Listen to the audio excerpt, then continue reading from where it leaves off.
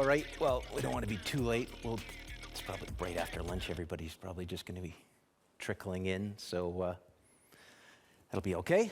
So everybody having a good conference so far? Yeah? Good, awesome.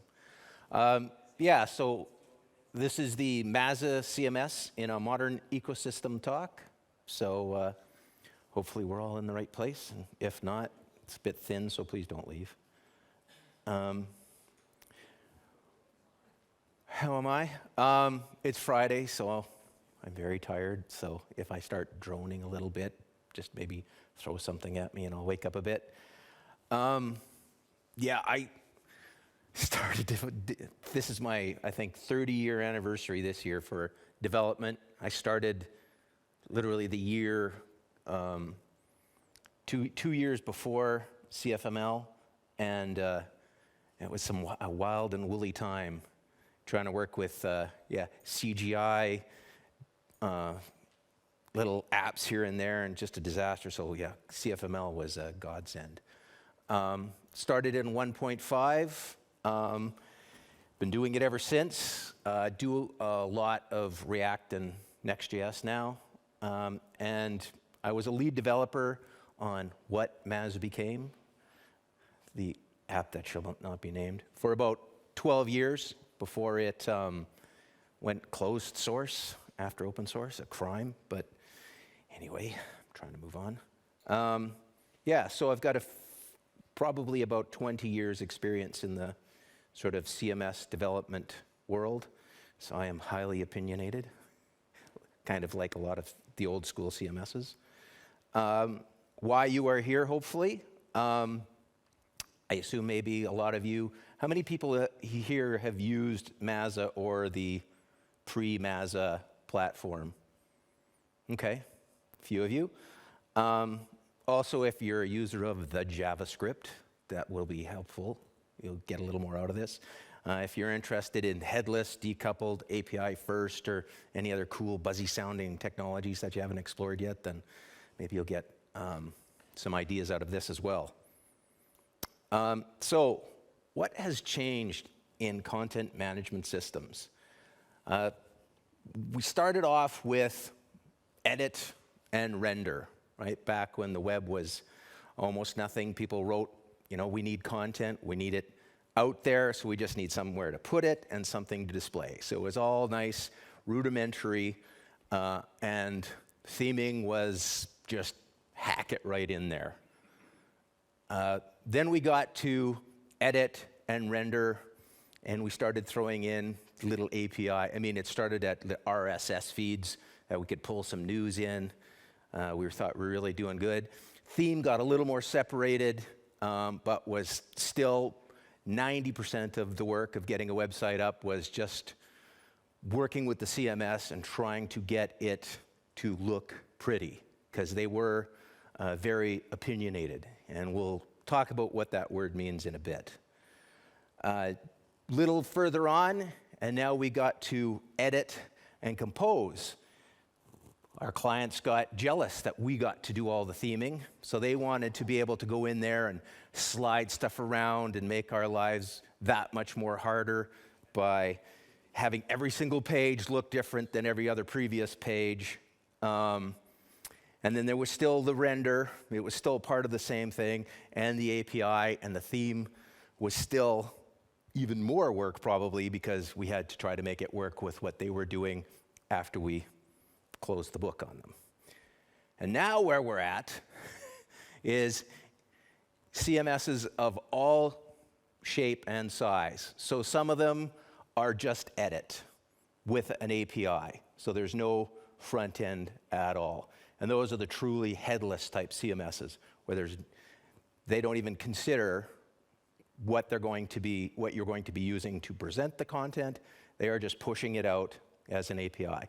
Some of them have compose, so you can say these are the components of the data for a specific thing.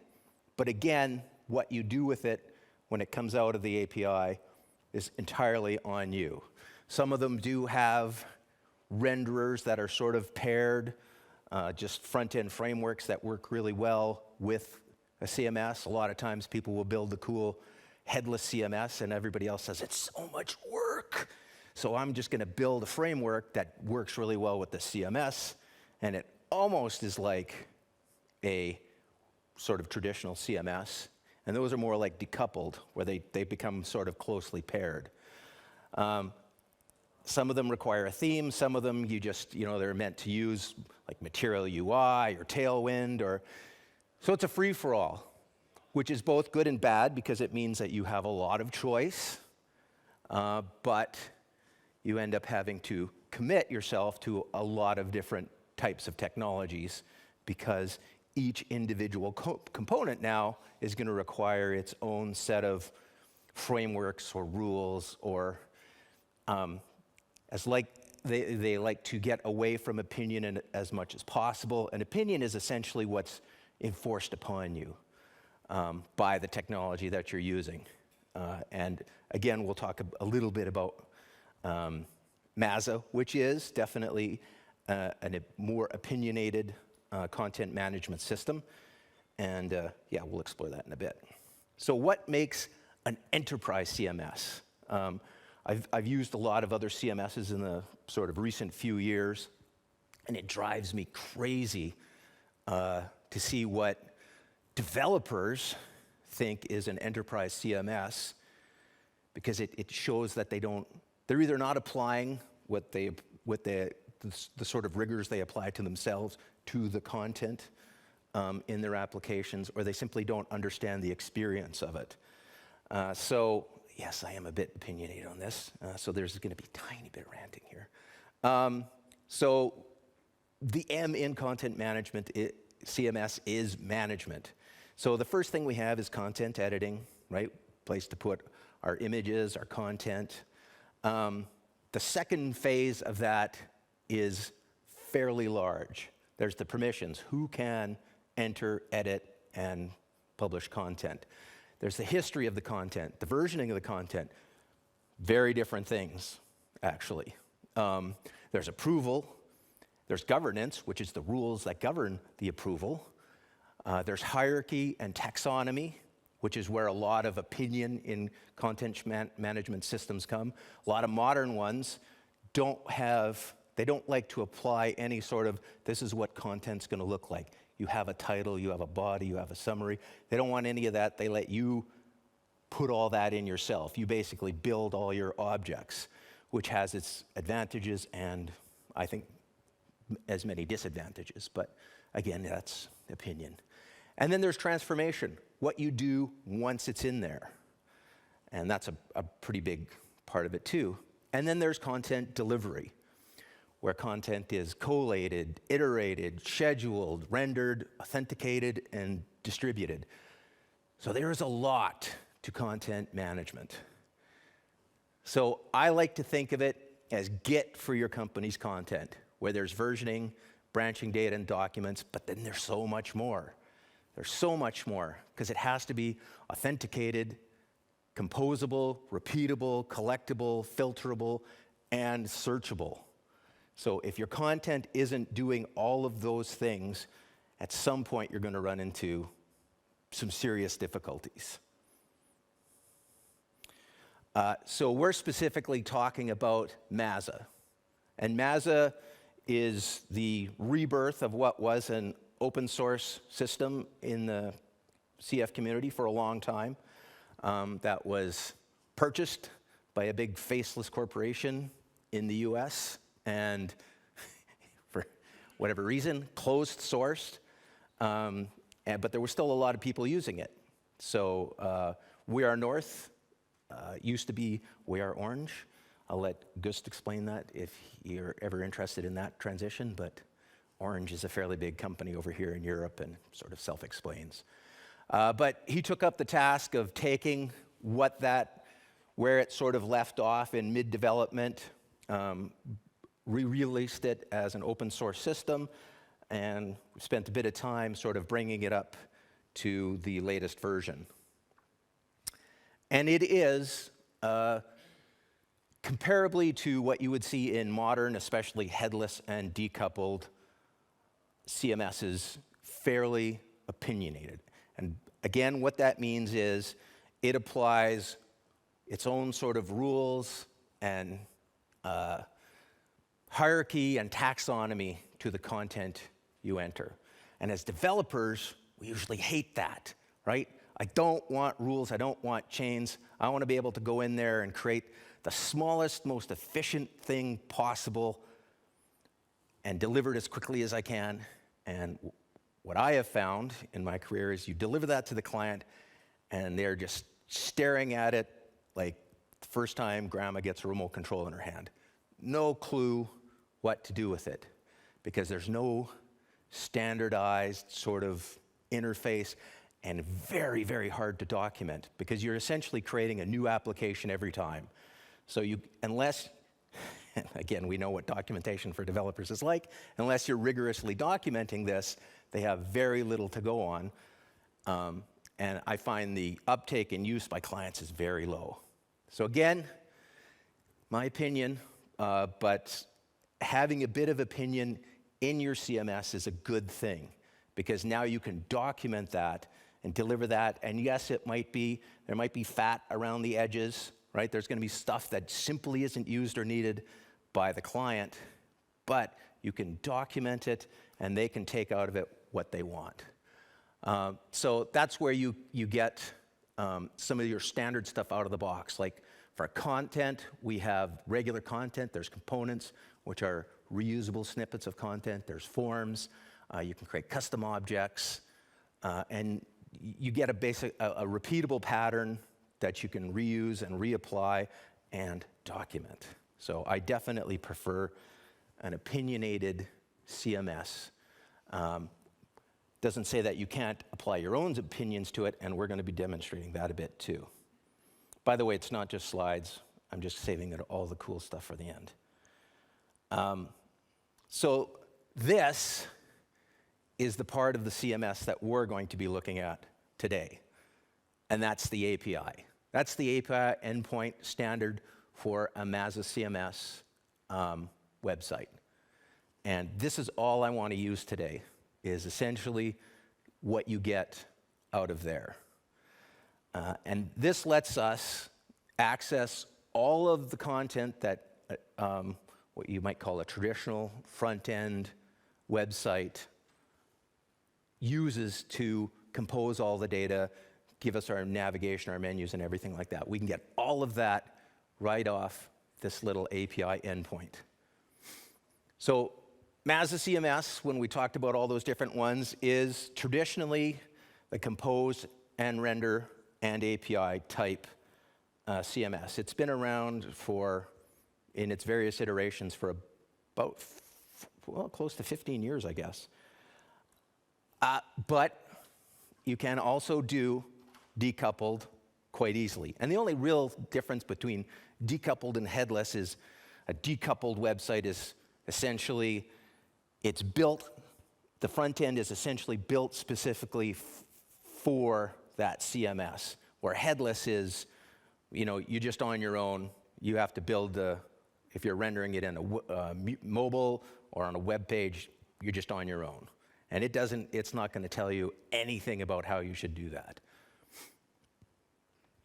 So what you get out of it, though, is fully managed content from creation through iteration into extinction. There's a very popular Next.js CMS that I'm working right now, and the first thing I discovered is their version of draft was essentially the on-off flag for publish. So you got the draft version of a piece of content, and then you hit publish. Cool. And that's actually what the client based their entire thing around. Oh, good, it has draft. But then as soon as you want it back in draft, that published version is now in draft. So you can't even have a draft version of your live content. This is just insane to me, that you can have a CMS that you can't edit and save and work on and have approval and all of that sort of thing on a piece of content and still call it an enterprise content management system. But yeah. So it's fully extensible as well. So you can have plugins, modules, which are sort of just smaller inserts of custom development. You can build custom objects, which are essentially ORM, and it integrates fully into your API. So you get whatever opinion you want to apply to it, you can. There's the API that you can extend and add functions to, if you like, and there's a lot of other ways, because it was a CMS built by developers, so we always wanted to be able to extend it and do things, and you still can. It's open source, which is always nice. Yeah, and that's essentially what Masa is. As far as the API, it's been API first since 2015. It's a REST API. It's Swagger, very easy to use, very straightforward. So there's JavaScript also. There's a Masa.js node endpoint. It's originally, again, from the original project, which I'll just say Mura, which we're going to have to convert so that it's easier to integrate into Masa, but it works natively with it, so you can actually use pure Node to create your decoupled or headless websites with it. There's a layout manager, so and I really struggled, what do you call the way that 99% of the websites today are built as, where it just has a rendering front end, so I'm just gonna call it traditional front end. And it easily handles decoupled headless for modern development. And as I said, it is opinionated, and all that essentially means is a lot of the base objects that you need for building a standard website are already there. So you don't have to say, I'm going to create an object called page, and it has title and body and summary and all those other little things that you don't think of until you're 3/4 of the way through the project and have to go back and rebuild all your data objects, and your documentation can't happen until the very end. So it is opinionated, which also means that there is going to be a bit of extra weight to the data that you're delivering, but it has a lot of advantage to it as well. And what we're going to be doing today is putting aside the whole front end, and we're going to build a decoupled front end using Next.js. How many people are using React or Angular or any sort of the modern JS frameworks? A few, yeah? Yeah, Nuxt, good stuff, yeah. So I worked with Vue. There's a lot of Vue in Masa. The object composer, the form builder, there's quite a few of the interfaces are actually built in Vue.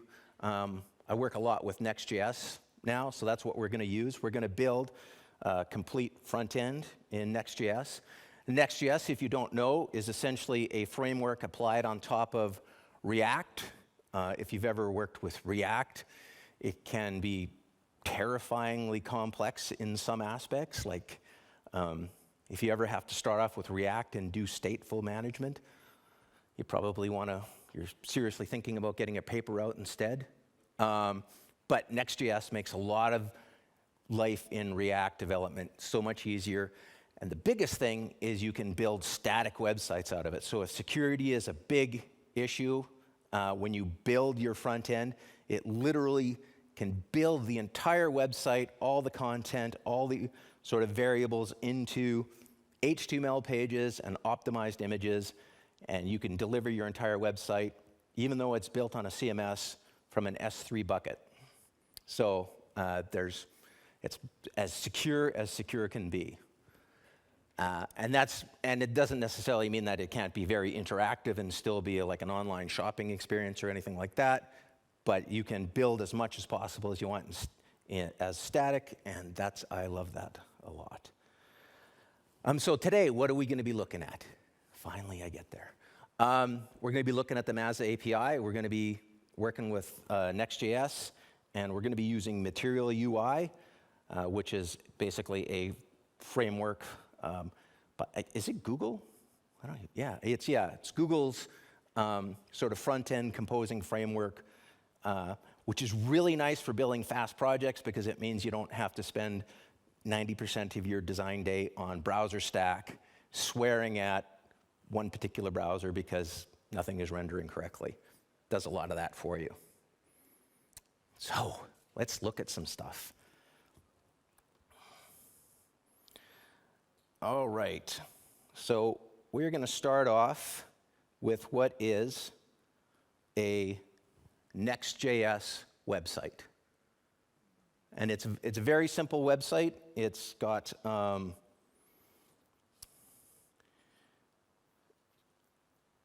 basically the way you build a Next.js, the easiest way to build a Next.js website is just to go to the Next.js web page and pick one of these sort of target projects that you're going to run. You run npm build whatever starter you're using with, and it will build out your sort of whole starting stack. I've got a URL that I'm going to show you at the end that, by the way, this is going to be pretty tiny, but it won't be actually very important for the talk, so I can zoom it up if you like, but we're going to be, I don't want to waste a lot of time over the little sort of nitty-gritty of what we're doing in the code. But essentially what it comes down to is you have a page that is going to be sort of your stub. So all the content ideally is going to be rendered through just one JavaScript page. And that in Next.js, React nomenclature, that's usually called your stub page. So you can actually see in my directory here, I've got a page called stub. And when you do it in the square brackets with ... when you call any page, so if you called about us / our company / here we are, you get a variable from everything that's after that / as an array. It takes all of those slashes, turns it into array, and a variable called stub that you can then use to pick which content you're going to render. So you can have your entire website render through typically one page. I usually start off, my index.js is my home page, so I usually will have one for that and then a stub for everything else. But you can also add, if you wanted a specific, like if it was a car site that sold cars, and that car was a complex application, you could still have that stub page, have a cars folder, and the cars folder would take precedence over that stub page. So there's a lot of flexibility there. And the other big advantage is there's this folder called API, and you can build all your internal API calls, and that is sort of best practice. So anytime there's something interactive, you're actually calling your own API inside your Next.js project, and that API goes out and does all the calling to external APIs, pulling in the data, formatting it. And the big advantage there is it handles a lot of the sort of CSFR issues and just makes the data a lot easier to work with. If you're just calling it directly, sometimes you get sort of this site, you run into the cross-scripting calls issue. So, and it lets you just compact all of your own data. It's a very much API-first sort of methodology. So, and I've built a couple of separate ones that we are going to be using to talk to Masa and build our page. We've got one for nav, which is building my top-level navigation, one for a feed, and one for the content itself. Let's see how we're doing for time. Pretty good. So, I'm going to also look at my Masa CMS page. I have to log in here.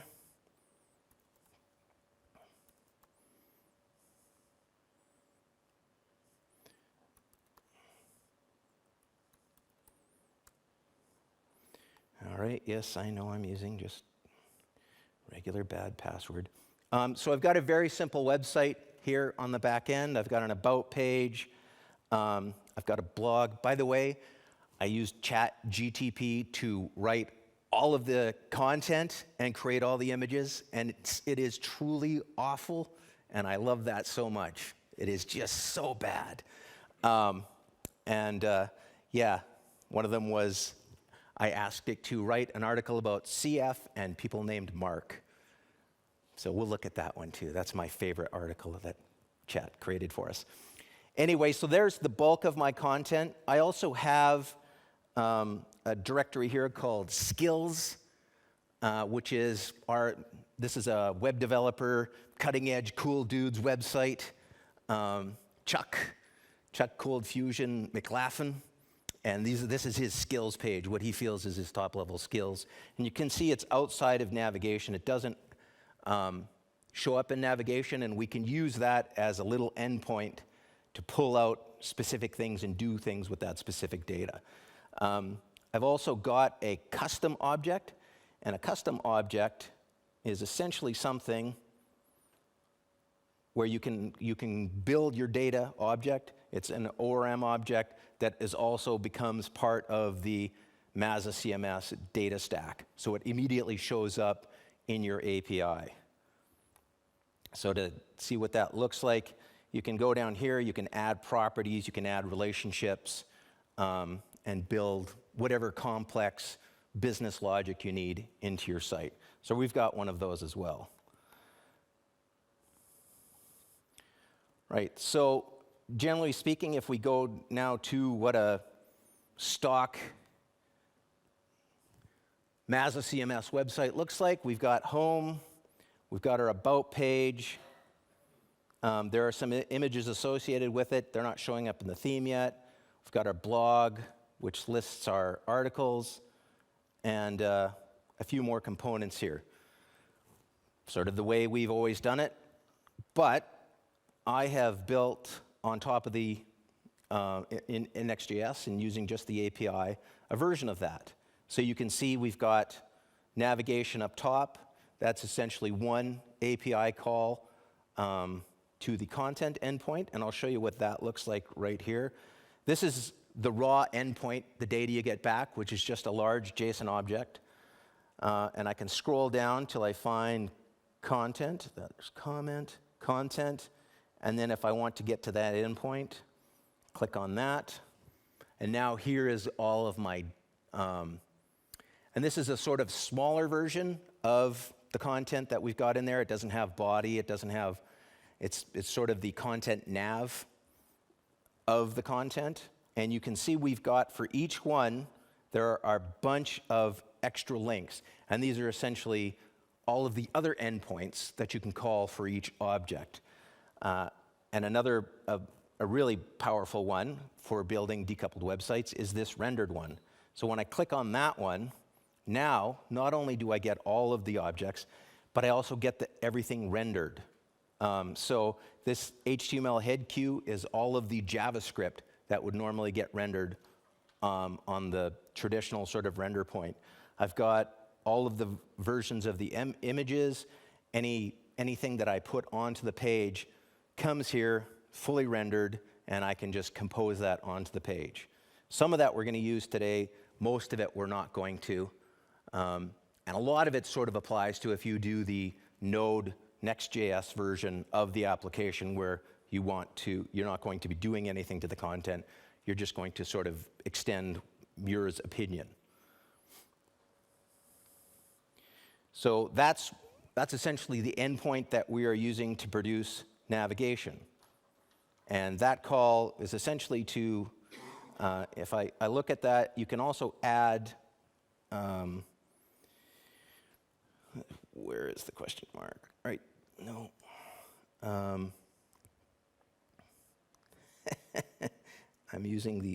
I've got the Spanish keyboard here, I just realized. Is it there? No. There? No. Anyway, well, actually, I can just do it this way. So I can say order by equals order no, which is an internal variable that's attached to all the content, and that's when you're in the CMS, you can drag and drop these things around, and that assigns the order no.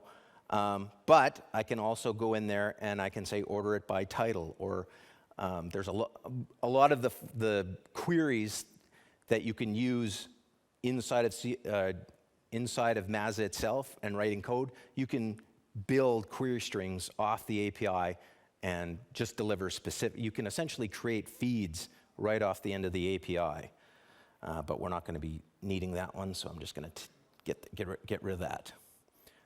So that's what's building my navigation. So if I go into my CMS, and if I added a page called, here we go, come on, add content, I'm going to just add a page, call it Contact Us. Hi. So right now that's at the top. If I go back here and reload the page, you can see it puts it right at the beginning. I think, well, I don't want that there. I can just drag that down. So it's below blog, update that. And now it's at the end there. So, I mean, very easy to work with as far as the data and pulling in what you're doing in the administrator into a decoupled website. So if we look at the blog, for instance, we've got, I think, 5 different blog posts in here. Any ideas who that looks like? I literally just described this to ChatGPT. That was the first image back. And I haven't shared it with him yet, but I'm sure he'll be equally amazed and appalled. But yeah, I mean, you're pulling the content out very easily. If I go to that actual stub page, there's a simple call, and then I'm just using a bit of Material UI to sort of style it up. There's a fantastically named function for pulling composed HTML in React that they call dangerously set inner HTML. And they've literally named that to terrify people when they use it.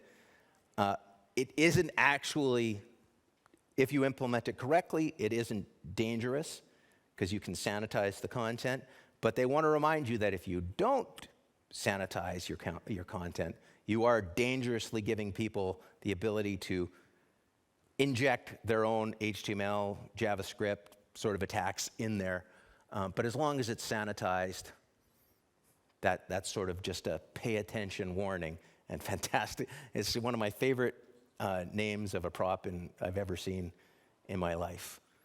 But essentially, that's all we're doing is we're pulling the body out of the API endpoint and putting it onto the page. We're pulling out the image, and that's all there is to it. Then we can do other things too. So for instance, I have got the skills, right? So Chuck McLaughlin wants to also post his skills out. So I've built a little component in here. And now that that's uncommented, I can reload that. That should be, and go to the About page.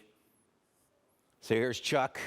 Again, this guy does not exist in the real world. That's just a AI dude. And we've got this thing now at the bottom. So what are Chuck's skills? What are the things that make him unique? And all I've done is turn skills into, if you go into Masa and we go to collections, we've got this My Skills, right? Which is just a collection that's pulling off a certain, or pulling out all of these, right down here, all his little skills. So every time I reload it, you know, Chuck's big into poetry. He does a lot of retro work. And yeah, just a little thing that, you know, he likes working with novelty code. He's a weird and wild guy. But again, I'm just using Masa CMS or Masa CMS. I knew I'd do it at least once. There it was. He's using Masa CMS to compose all the content and then has this decoupled website and getting to pull it in and do whatever he wants with it. And you can, I mean, there's really no limit to how you use it. The beautiful thing is you have a nice, powerful CMS on the back end that has things like change sets that you can apply a bunch of changes to and publish at once and roll back at once and apply governance to. So there's rigorous controls over who gets to publish what, and if there's mistakes, you can fix them. It has that rigorous control, but doesn't limit you to what you do with it. Another little thing that we've got here, if you look at the front page, obviously very small, so I can go into the this and just comment out this little bit here. And this is just pulling out his there. And that's the nice thing about Next.js is it detects the change and instantly changes it for me. And this again is just pulling out these pages and turning them into cards for my front end. Now there are things that are a little more work that probably we're going to be, especially that I really want to focus on because decoupled is a very powerful way of building websites. And that's things like forms that you can build that will post directly to the Masa form endpoint, still apply all the sort of rigorous checks to make sure it's not trying to do SQL injection or anything like that, that it's a valid point, and then saving it in. And another aspect of this, of course, that if you're familiar with Masa CMS or its predecessor, is that you can do composing on the front end as well. So I can edit this page and I can do things like drag a form into the middle of content, select a form, contact form, right? So that a form can appear in the middle of the content. If you look at that on a decoupled website, what you get is a HTML block with a bunch of very specific opinionated data about how Mira on this front end renders it, but of course that doesn't exist for decoupled. It does, however, exist in the Mira NPM. All of the code for that is in the Mira NPM. It was one of the last things we worked on, and that is still open source. So that is something that hopefully we can port over someday so that it will render all of this stuff natively as well. But honestly, what I would be doing, because I'm building a Next.js website, is for things like forms and all of that, I would just be building those in Next.js and posting to Masa's endpoint to process all that stuff, because this is where all the action is happening anyway. So, do we have any other little things to show? I think that's probably, that's about it here. So in summary, CMS has the word management in it. So when you are picking a CMS, don't just go with the most popular one. Actually give it a big review, because it is going to be an important part of your life for at least twice as long as you expect it will be. And Masa's API is a very flexible endpoint right from the start for building complex decoupled content delivery. Next.js is almost as fun as CFML. Never say it is as fun. Are there any questions? No questions? It's too much, too little? Yeah. Yeah? I got a question because I work at an EDU about accessibility. Right. Yeah, accessibility, that's, if you're building decoupled front ends, that's obviously going to be part on how you're rendering the content out. So Masa as a standard has to follow, it was built for a lot of, it's the same platform that was running on Social Security Administration, the US Senate, EU, parts of the EU were running on it. So passes a lot of the accessibility sort of ground requirements. But because you're building a decoupled website, you essentially have to make sure that when you're rendering that content that you've sort of recognized. But a lot of the things that you need for like the meta information and all that are built into the CMS, so you should be able to handle that just fine. Yeah. Any other questions? All right. Well, hey, T-shirt for you. Now you want to ask questions. All right. Okay, so thanks everybody for listening to me drone on in my little rants, and